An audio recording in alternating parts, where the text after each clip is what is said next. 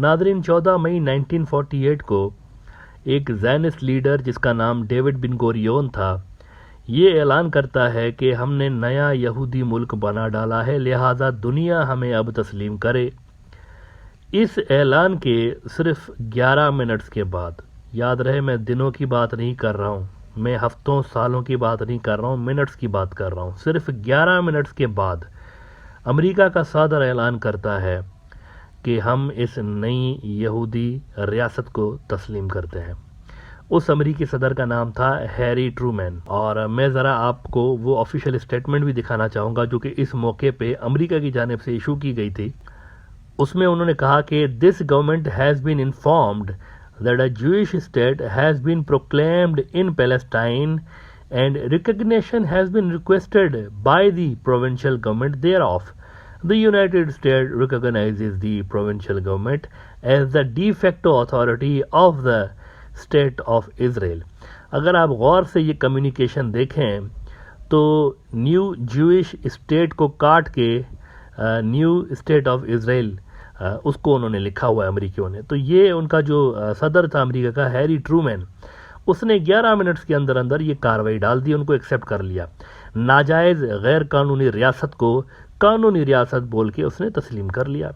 हालांकि इससे पहले जो अमेरिकी सदर था जॉर्ज मार्शल, उसके ऊपर शदीद दबाव था कि इजराइल के क़याम में वो कुछ मदद करे, लेकिन जॉर्ज मार्शल जो था वो अमेरिका और अरब वर्ल्ड के साथ जो टाइज थे उनको लेकर काफ़ी सेंसिटिव रहता था, तो वो इस गुनाह में शामिल नहीं हुआ था।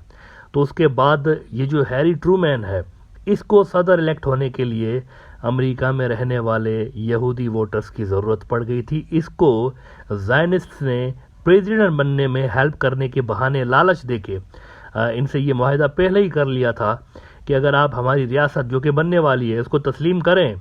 तो इनको पता था कि यूके जो कि उस वक्त सुपर पावर था इनका काम करने जा रहा है, तो इन्होंने फिर अमेरिकी रिकग्निशन हासिल करने के बहाने ये सारा जो इंतज़ाम था हैरी ट्रूमैन के साथ पहले से ही कर लिया था। और वहाँ की जो यहूदी आबादी है, यहूदी सिटीजन्स हैं वहाँ के अमेरिका के, उन्होंने हैरी ट्रूमैन की भरपूर सपोर्ट की थी और उस पर बड़ा बेतहाशा पैसा भी यहूदी कंपनियों ने लगाया था इसको लाने के लिए। तो 11 मिनट्स के अंदर अंदर इस बंदे ने उनको रिकग्नाइज कर लिया था। अब वो दिन है और आज का दिन है। मुनाफिकत और बेहयाई और बेशर्मी की एक ऐसी दास्तानें वहाँ से लिखी गई कि जो कि आज तक जारी हैं। वैसे अमेरिका की दुनिया के लिए एक पॉलिसी रही है तब से लेके आज तक, और इजराइल के लिए दूसरी पॉलिसी रही है। मिसाल के तौर पे दूसरों को कहते रहते हैं न्यूक्लियर बम मत बनाओ, इजराइल रख के बैठा हुआ है, उस पर चूँ भी नहीं करते। ईस्ट यरूशलेम और वेस्ट बैंक जो है उस पर यूनाइटेड नेशंस ने करारदादें पास की हुई हैं कि इस पे इजराइल का कोई हक नहीं है, लेकिन इजराइल ने इनको एनेक्स किया हुआ है। इस पे अमेरिकी चूँ भी नहीं करते, चुप करके बैठे हुए होते हैं। इनको पता है कि ये गैर कानूनी कब्जे हैं, लेकिन कुछ बोलते ही नहीं है इस पे। फिर आप देखें कि आज तक इजराइल की मिलिट्री और इकोनॉमिक सपोर्ट अमेरिका की जानिब से जारी है, और फ़लस्तीनी जो हैं उनको फिर वो उतनी ज़्यादा सपोर्ट नहीं करते, उतना ज़्यादा ना तो मिलिट्री तो छोड़ देना, लेकिन फाइनेंशियल सपोर्ट भी फ़लस्तीनियों की उतनी ज़्यादा नहीं होती। तो ये डबल स्टैंडर्ड्स वाला गेम आज तक जारी है तब से लेके अब। देखें ये जो हनीमून पीरियड रहा है इन दो मुल्कों का, अमेरिकियों का और इजराइल का, ये 1948 से जारी तो रहा है, लेकिन इसके अंदर अब कुछ कुछ जो चीज़ें हैं वो कड़वी होने लगी हैं, और इस कड़वाहट के पीछे बेसिकली चेंजिंग ग्लोबल ऑर्डर है। अमेरिका का जो स्टेटस है एज अ ग्लोबल लीडर और अमेरिका जो दुनिया का इकलौता सुपर पावर बन के बैठा हुआ था, वो स्टेटस डाउन हो रहा है। और कुछ रोज़ पहले वैसे मैंने ब्रॉडर रिव्यू में आपको बताया था कि इजराइल ने अपनी जो नेशनल सिक्योरिटी थ्रेट उनकी जो एक लिस्ट है उसको रिवाइज किया हुआ है, और अब ईरान उनकी नेशनल सिक्योरिटी के लिए नंबर 1 थ्रेट नहीं रहा। उन्होंने ईरान को नंबर 2 पे रखा हुआ है। नंबर 1 पे जो उन्होंने नेशनल सिक्योरिटी थ्रेट अपने लिए उन्होंने लिखा है, वो कह रहे हैं कि ये जो ग्लोबल लेवल पर चेंजेस आ रही है ना, पावर बैलेंस जो शिफ्ट हो रहा है, ग्लोबल ऑर्डर जो शिफ्ट हो रहा है, ये हमारे लिए नंबर 1 थ्रेट है। इसका मतलब है कि वो इस ग्लोबल ऑर्डर को, ये जो चेंज हो रहा है, इसको रोकने के लिए या फिर नए ग्लोबल ऑर्डर में अपनी वही जगह बरकरार रखने के लिए भी आजकल हाथ पांव मार रहे हैं। लेकिन इसमें अमेरिका इनके लिए रोड़ा है, क्योंकि ये अमेरिका पे इतना ज़्यादा डिपेंडेंट है कि अमेरिका को छोड़ के ये इधर उधर नहीं हो सकते, इनके लिए मुमकिन नहीं है फ़िलहाल। लेकिन कोशिश ये ज़रूर कर रहे हैं।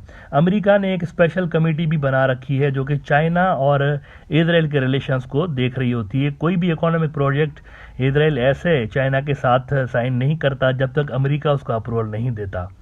और यहाँ पर आपको ये भी बता दूं कि ये जो इनका एक दूसरे के बारे में शकूक व शुबहात हैं, ये यूनिलैटरल नहीं है।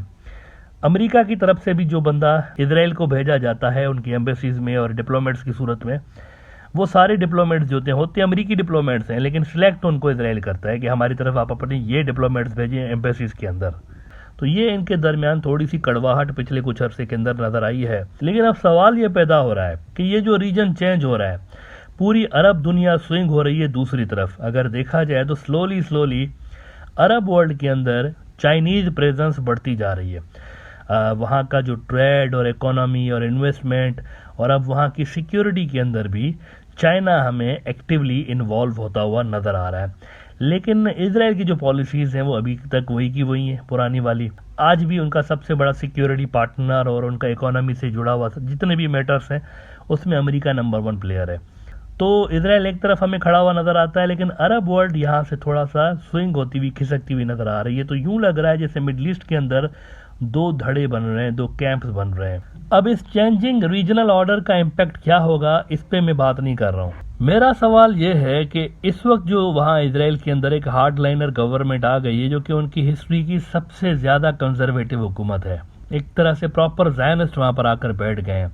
इनके चलते इजराइल और अमेरिका के रिलेशंस में क्या कोई फर्क पड़ेगा या नहीं पड़ेगा, और पड़ेगा तो किस हद तक पड़ेगा, ये मेरा क्वेश्चन है। देखें ये जो सेटअप आया हुआ है ना, इनके तकरीबन तमाम जो ऑब्जेक्टिव्स हैं वो अमेरिका के जो स्टेटेड ऑब्जेक्टिव्स हैं ना शुरू से लेके उनके बिल्कुल ही खिलाफ हैं फलस्तीन के हवाले से। मिसाल के तौर पर अमेरिकी नहीं चाहते कि वहां पर जो वेस्ट बैंक है उसको अनेक्स किया जाए और जो यरूशलेम का स्टेटस को है उसको छेड़ा जाए, ये अमेरिकी नहीं चाहते।